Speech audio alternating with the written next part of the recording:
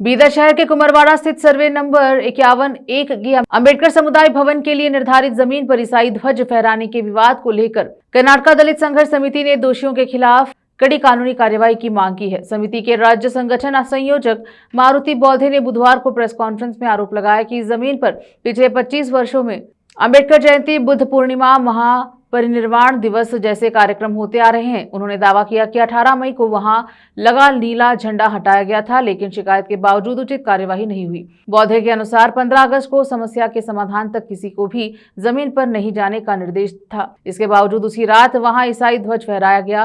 उन्होंने मामले की समग्र जांच और दोषियों पर SC/ST अत्याचार निवारण अधिनियम के तहत कार्यवाही की मांग की। उन्होंने अंबेडकर समुदाय भवन के लिए जमीन का आधिकारिक आवंटन करने तथा मामले में लापरवाही बरतने वाले संबंधित पुलिसकर्मियों में अधिकारियों के खिलाफ भी कार्यवाही की मांग की। कैमरामैन पपुराज का कवरेज। KP News 24/7 को लाइक, शेयर, सब्सक्राइब जरूर करें। धन्यवाद।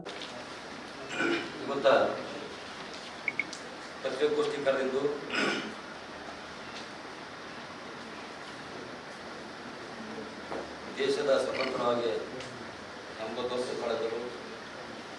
ಸಂವಿಧಾನ ಜಾರಿ ಬಂದು 77 ವರ್ಷ ಜಾರಿಯಾಗಿ ಇದ್ದರೂ ಕೂಡ ಬೀದರ್ ನಗರದಲ್ಲಿ ಒಂದು ಕುಂಬರವಾಡ ಎಂಬ ಹಿಂದೆ ಗ್ರಾಮ ಪಂಚಾಯತ್ ಇತ್ತು. ಸುಮಾರು ವರ್ಷ ಹಿಂದೆ ಅದು ನಗರಸಭೆಯಲ್ಲಿ ಬಂದಿದೆ. ಅಲ್ಲಿ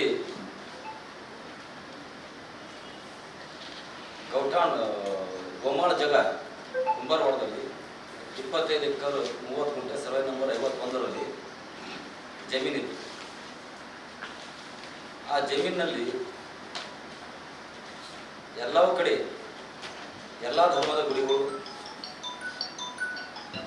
ಪ್ರೈವೇಟ್ ಮನೆಗಳು ಎನ್ಕ್ರೋಚ್ಮೆಂಟ್ ಮಾಡಿ ಕಬ್ಜಾ ಮಾಡಿ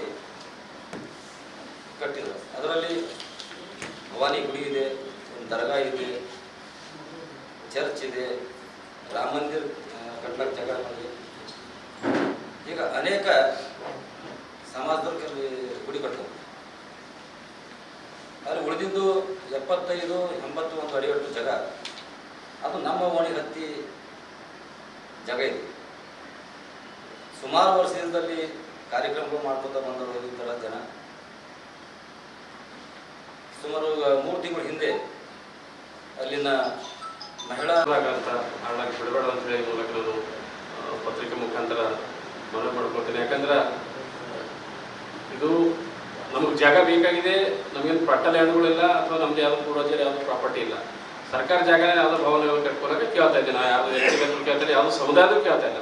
ಸರ್ಕಾರಿ ಜಮೀನಿದೆ, ಈಗಾಗಲೇ ಪಾಣಿ ನಮಗೆಲ್ಲ ಕೊಟ್ಟಿದ್ದೇವೆ.